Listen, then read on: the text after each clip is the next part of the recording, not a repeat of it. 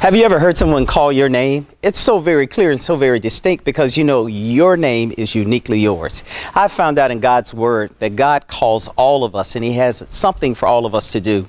Whenever we look into the gospel according to St. Mark, it begins to help us about these narratives of how Jesus calls those who will follow him into ministry.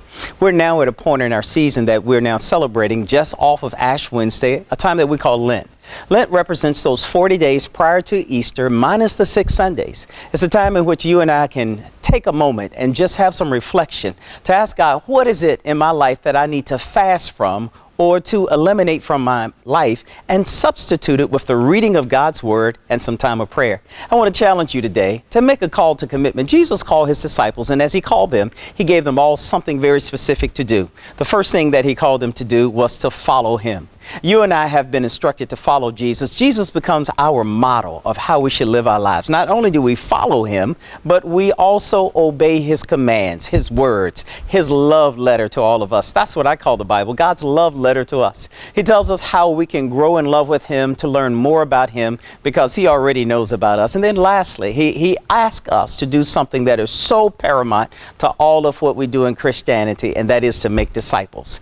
I hope that during this next 40 days, this time of fasting, this time of prayer, and fasting does not necessarily mean from food, because many persons need to eat because they take medication, but we can fast from some of those things that get us in trouble, you know, like limiting the truth and only telling the part that benefits us, you know, the things that a lot of people do without telling the whole story. They tell the part they want you to know, but I'm so happy God wants us to know the whole part. And you know what? God has something for all of us to do.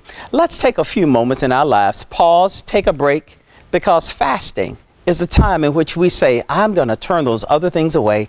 God, I want to reach a word and listen to you. I want to ask you, do you hear God speaking? You know, he's calling all of us. There's a great hymn we sing in the church. He's calling today. Jesus is calling us all. So today when he calls your name, I hope you will hear. I hope you will answer. And you'll say like the disciples did in the text, Lord, here am I. Use me. So today he can use you. God bless you, and trust the power of God's word.